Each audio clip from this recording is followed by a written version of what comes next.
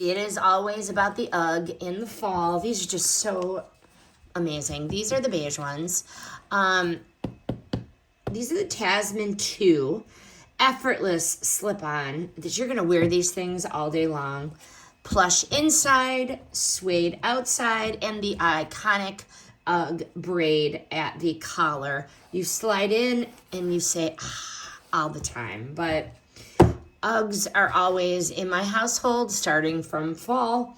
Low profile, indoor, outdoor, 17 millimeter genuine sheepskin lining, the cushy sugar cane based footbed and outsole, the trim details. Obviously, I also like that they're from a recycled content. Sturdy binding for long-term wear. As always, fit and sizing, true to size. Always, I size up a half size because I like to wear with socks, thick socks.